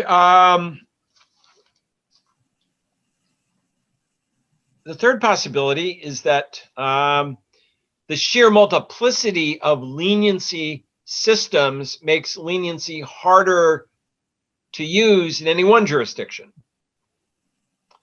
That what you're afraid of is that you are not going to be timely in making your applications globally. And as a consequence, you might get leniency in some, but you might not in others that are very important. So that until you have some greater predictability and rationality in the global leniency framework, you will have a degree of abrasion and attrition taking place as these leniency systems bump into each other in individual matters. So that suggests, do you need some kind of global filing system? Can the international organizations on a regional or global basis come up with a filing or marker system where if you come in to the one window, you get leniency across the board?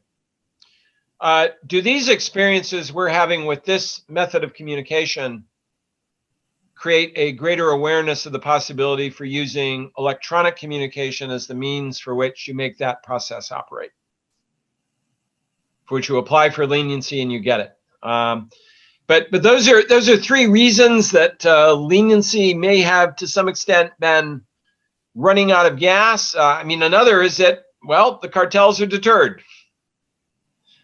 I'm not sure anyone quite believes that. Although that is the hard problem, the vexing problem that enforcement policy faces generally, which is, how do we know it works? And you can look at recidivism rates, that's interesting. But for all of our countries, if you had to step back and ask, how many collusive schemes are running in my country right now? That's the denominator. The numerator is how many are detected. We know more about detection now, but I don't know what the denominator is. But certainly, I think one thing one would have to think about are these three. Diagnose the cause. Why is it happening? Gaming, adaptation by companies,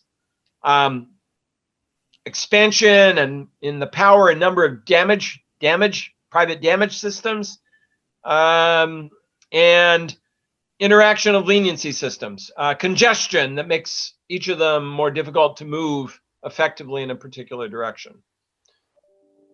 And if these are not working as effectively, it does put more attention on the need to have supplements for detection, screening, better cooperation with other potential monitoring public agencies.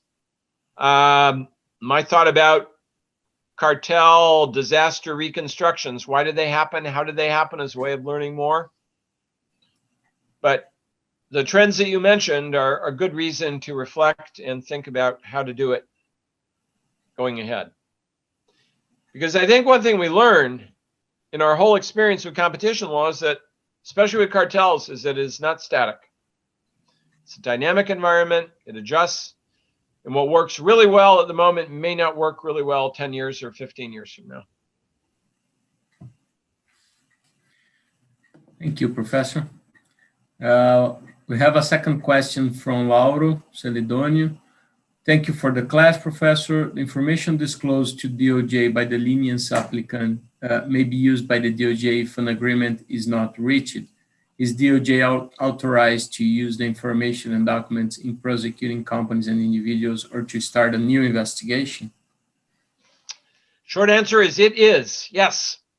A risk that you take in making a leniency presentation is that you do not qualify for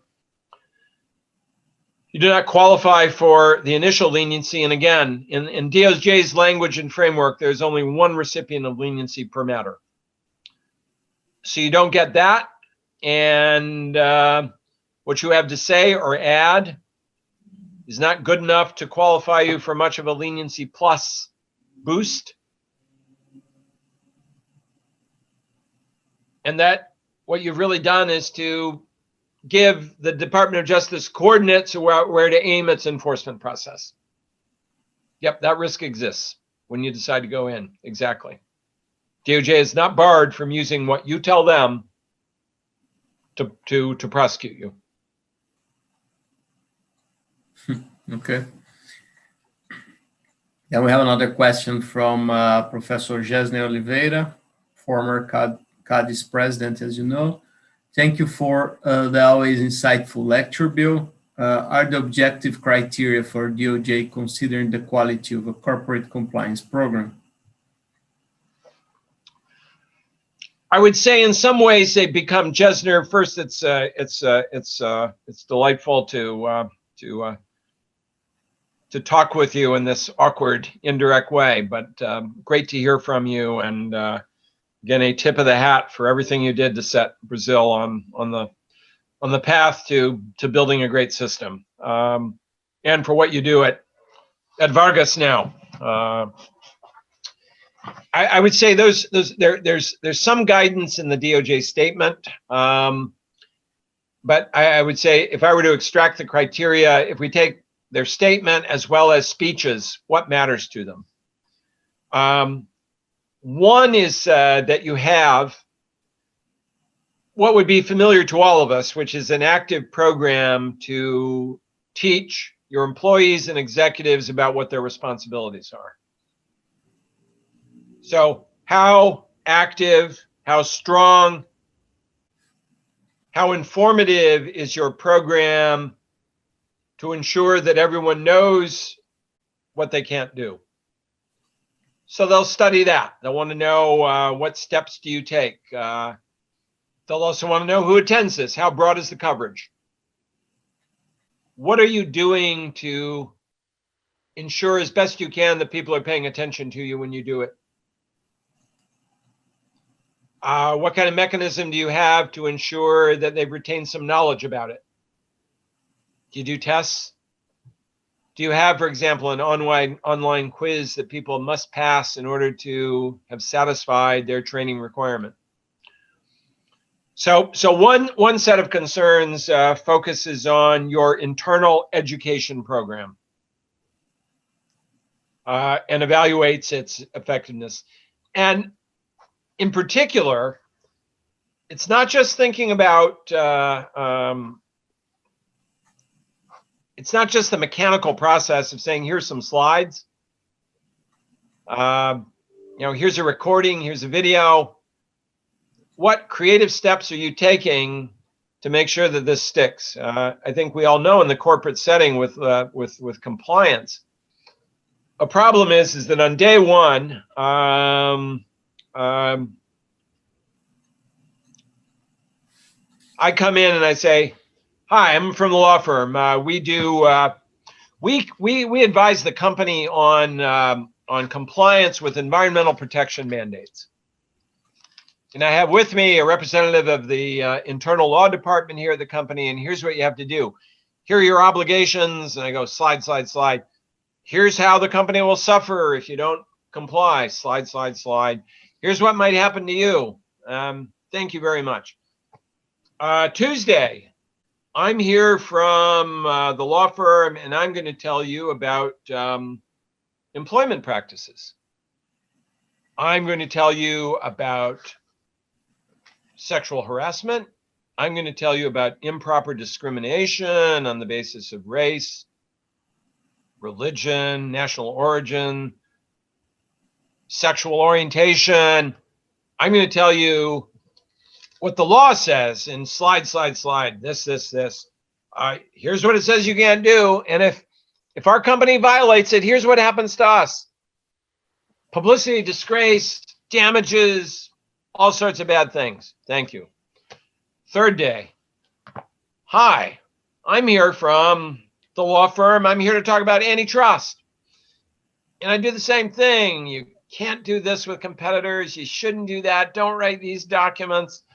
if you violate the law, it's a criminal offense. It is here in Brazil, it's in the US, it's a crime, will be prosecuted criminally, and here are all the bad things that can happen. And the concern with a compliance program, of course, is that you have a procession of these people. And at the end of the month, the business people walk out and say, God, it's just one big blur. But what I know is that everyone said, it's dangerous out there. There are a lot of things I can't do. And if I happen to transgress, it's going to be bad for the company, bad for me. It's just a lot of noise. And I'm not picking up any of it. So one focus of compliance is, how are you providing compliance in a way that is likely to really resonate with the person listening so that they figure that out? Second criterion, what steps do senior management take to put the full force of the company behind the compliance program? Does the chief executive go to these programs, lead them off and say, this matters and I mean it? In what ways do senior leadership bring home to employees on a regular basis that this is a legitimate and important element of the program? Do they reflect upon the incentive mechanism in the company to see whether there are subtle or not so subtle incentives, sticks and carrots created that tell company employees, whatever you do, do not miss your earning targets? Is the company sending them very mixed messages by saying, oh, comply with the law? We are a law compliant company. Always comply with the law and always meet your targets. So whatever you do, comply with the law and do not miss your targets. So am I giving you mixed messages? What is management saying about that? Another ingredient, what kind of mechanism do you have in place to monitor internally for potential violations? Do you do internal audits? Do you have a reliable internal hotline so that people can call? And that hotline is not simply handed over immediately and directly to HR people who will punish the person who used the hotline. Do you have a team on the inside, in other words, who hears those complaints and acts upon them without setting in motion a process where the individual will be inflicted with retribution? Interesting example, not competition law, but I know of an airline that has a system where there are individuals who can report directly to pilots, can report to a company official. When the pilots are told, you talk to them, you tell them anything you want about problems you see in the cockpit in operations. If you saw a close incident, a close call, tell us about it. And the person who listens to the message is basically walled off from all company processes except those that are designed to improve company procedures and operational methods. It is not quite, to use my religious tradition, it is almost like the relationship between a priest and a confessor. What happens in the confessional? You come in and talk, the priest does not disclose to anyone else. If you see a problem, you can reveal that. That's another element. That is, what mechanism do you have in place to detect problems and to act upon them? And another criterion, what has been your history of acting upon problems? How do you respond to complaints or concerns? Either through your hotline or through other mechanisms. Last, what steps do you take internally once you see a problem? Do you change, if it's a problem with messages from leadership? Have you changed the messages? If it's a problem with personnel who are saying, do whatever it takes. I'd say, if I had to put together a synthese of the observations from the policy guidance and statements, these are the criteria that DOJ would use to decide what is a good program and what is not. Thank you, Professor. Just for everyone's information, I'm just looking at MLEC's publication 20 minutes ago. Google hit by DOJ antitrust suit in most significant tech antitrust case since Microsoft. So I think it was just released, Professor. There we go. So the Google case is underway, and that is, yeah, that's exciting. That's the first of several this year. By the end of the year, there will be a state case or 2 state cases. There'll be an FTC case against Facebook, and the conversation in the US will change a bit because of the cases. Yeah, it's a landmark. We have another question from Priscilla Brolio. Thank you, Professor, for the wonderful class. Regarding algorithms, are the authorities in the US and UK, Europe prepared to identify and prove cartels without any human interaction? What are the main challenges in your opinion? I think one of the main challenges will be looking for the element of human intervention that can be identified as the wrongful offense. That is, what actions or behavior constitute the wrongful acts. And in the case of cartels, the collective acts. One scenario, again, that DOJ has pointed to a bit, an example, not the only one, would be, I'm a software designer, and I realize that I can design a program that will browse very effectively and monitor the behavior of other companies. And will identify especially changes in pricing and can even give signals to the machine counterpart in the other organization about what is desired. And I can do that.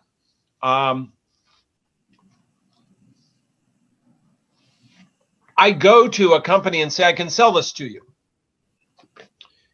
But, it really works best if other companies buy it too, because it's if they buy the same system, it will be truly compatible and interactive. So I go to other companies and say, I'm selling this to your peer organizations.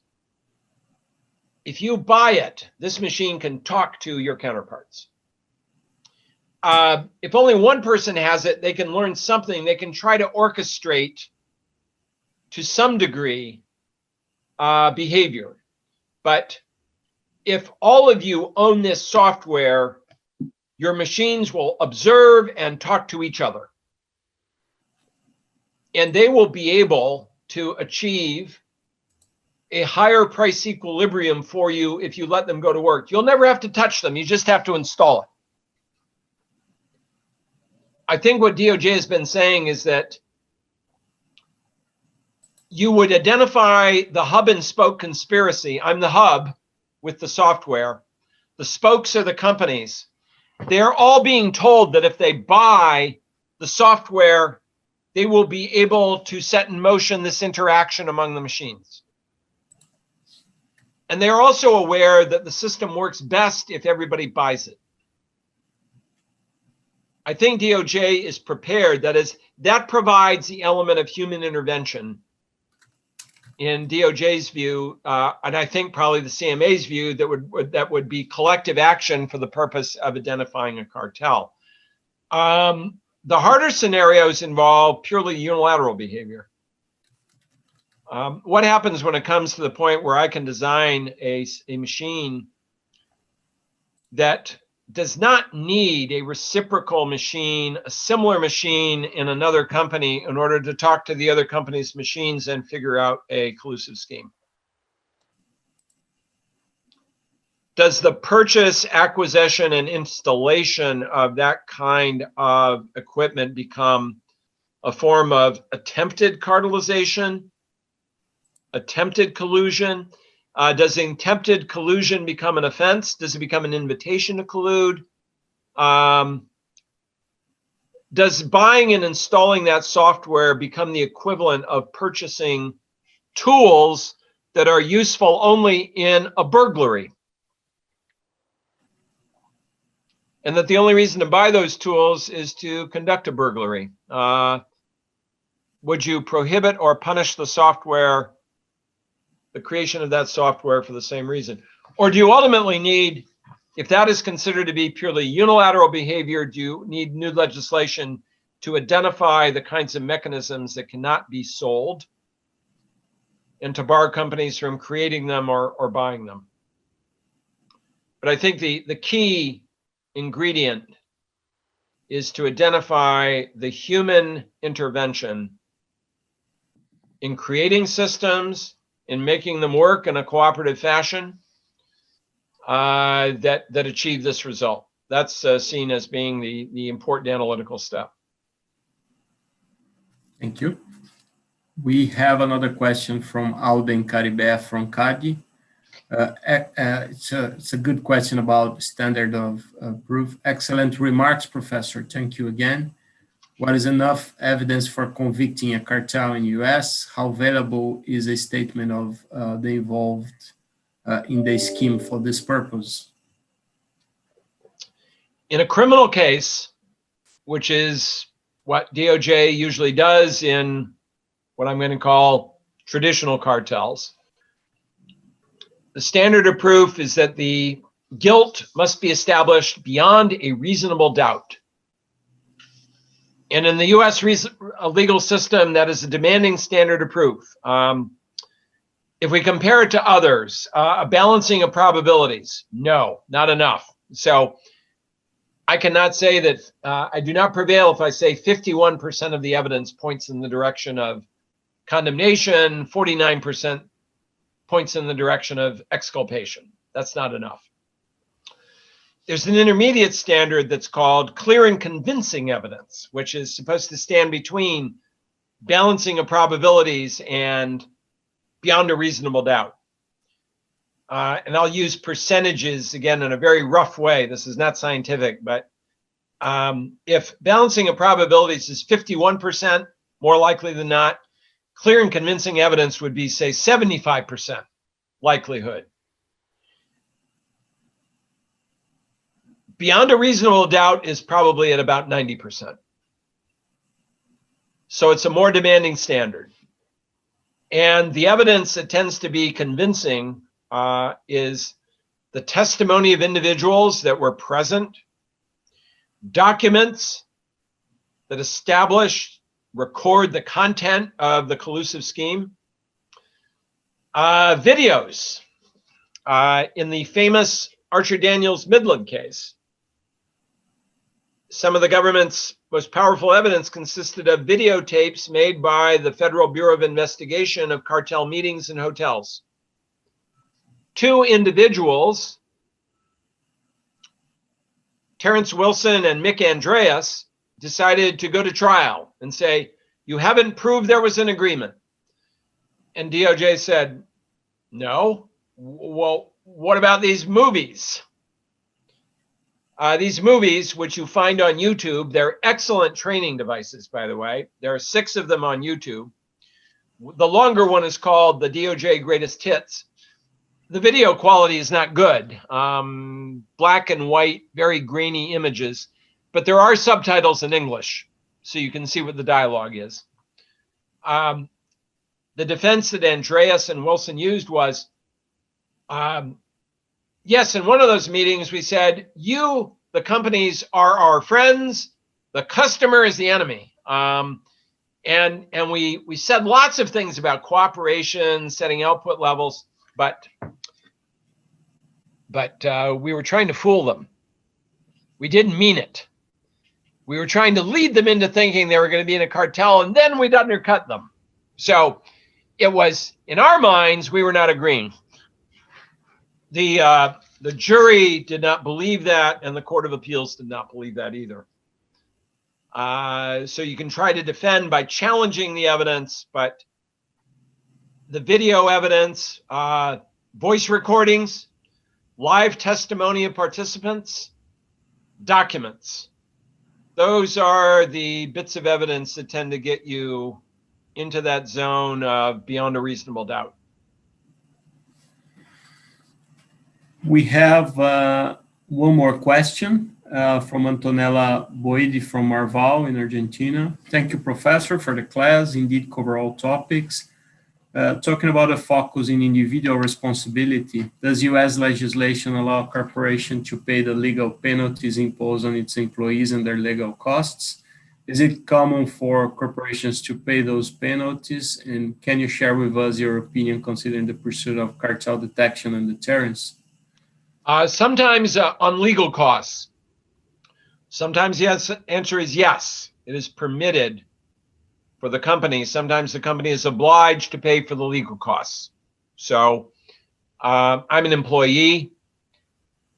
The company is accused of an infringement.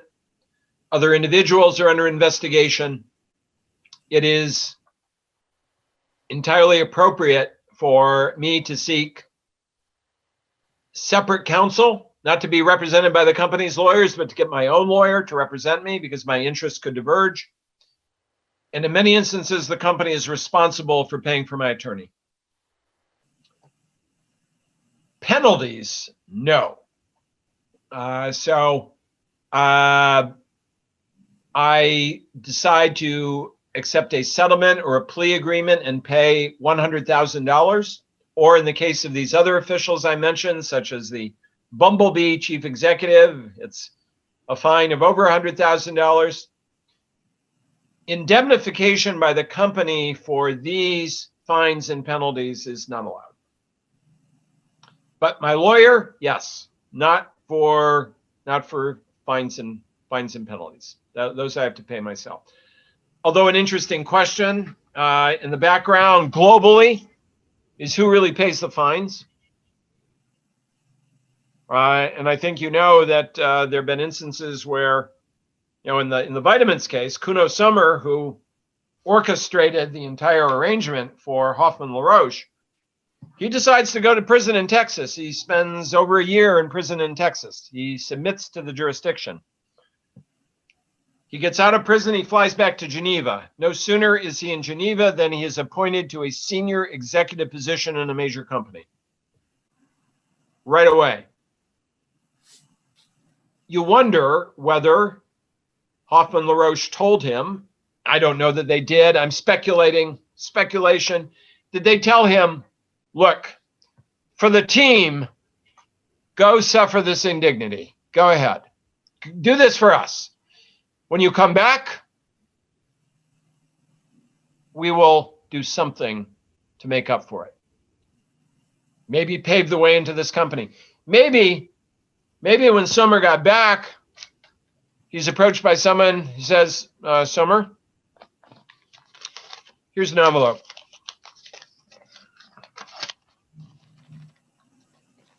Just take it. And I take the envelope. I go home, and here's a note. It says, Credit Suisse, and there's a number. And I go to the Credit Suisse branch, and I say, I have an account, I believe, that's been created in my name. Here's my name. Here's the number. They say, oh, yes, Mr. Sommer. We've been waiting to see you. Right this way. And there is an account.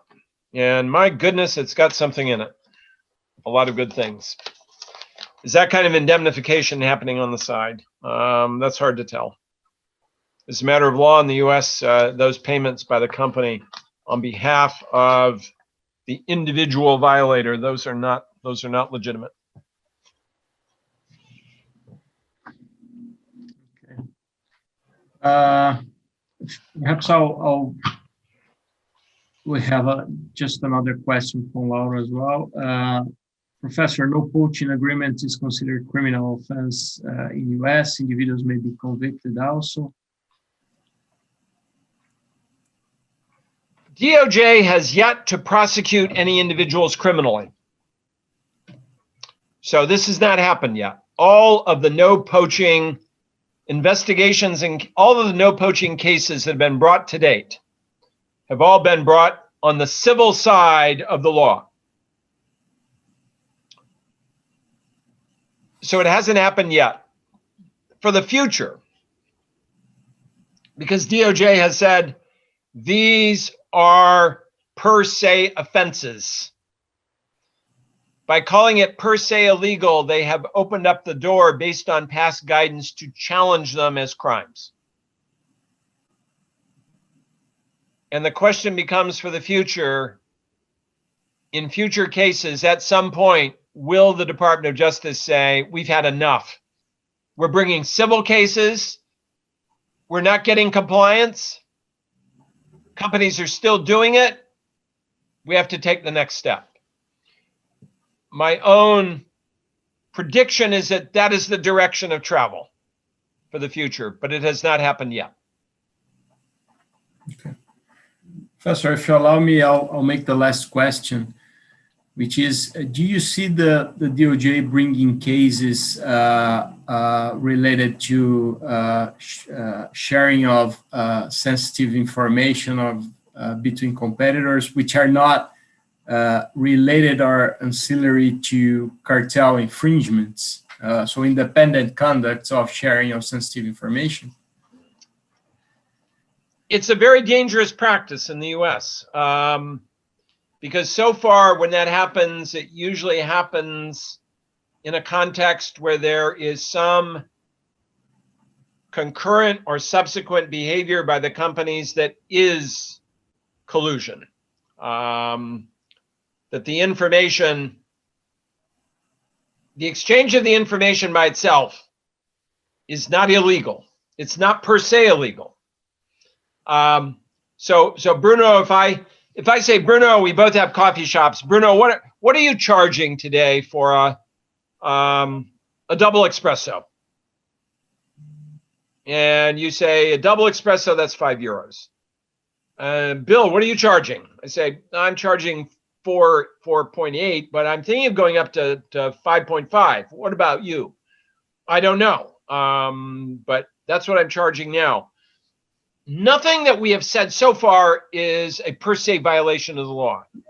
The Supreme Court has said the mere exchange of price information, the most sensitive of all, is not a per se offense. But if what happens is that a day later, we both post 5.5, following my comment before that I think I'm going up to 5.5, Bruno, tomorrow morning. Now we have parallel behavior, a parallel change in behavior, and the pure parallel behavior also is not illegal. You can't infer agreement simply from the parallel behavior in US law. But let's put them together. A discussion about prices followed by parallel change in behavior. At a minimum, US law allows in a private civil case for that case to go to the jury on the question of agreement. It will allow the jury to infer that whatever we said between us ultimately involved agreeing to set the price. And similarly, the Department of Justice. See, the Department of Justice's tools for investigation tend not to rely. This is what we would call circumstantial evidence, generally. Tend not to rely on it. But I think DOJ would be very suspicious of this chronology that I've described. We have a conversation where we talk about prices, future pricing ideas, and then we come up with a parallel price. DOJ would be very suspicious. So the advice that American lawyers give their clients, and it's usually on an index card. It's on a card like this, on the back of this card. And often there are 3 or 4, 10 commandments. But one of them is never talk to your competitor about prices. Never. Never talk to your competitor about new product development. Never talk to a competitor about your plans to begin entering a market. It says never. That is somewhat risk averse. That is, but if the person knew antitrust law said never, why? I understand that it is not a per se violation of antitrust law to exchange information on prices. And I understand that that must mean that I could exchange information on customers, on market penetration plans, on new product introduction, timing of new product introduction. If I can talk about current prices and future prices, of course, I could exchange information about these other things. And I would say, yeah, you're right. You're a smart guy. You know a lot of U.S. antitrust law. It's not a violation by itself to talk about these things. Nope. But it's really dangerous. It's the equivalent of standing on the edge of a cliff and putting one foot over the side for the sake of a really great Instagram photo. But you know what happens to some of those people? Whoops, I slipped. And there are tragic instances in which the person who's doing that photo on the edge, hi, is suddenly gone and they're dead. That could be you. So do not do that.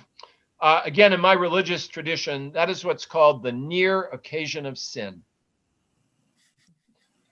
And my religious tradition says, stay away from that. Don't do that. So the technical legal answer is no. You can talk about prices. You can exchange sensitive information.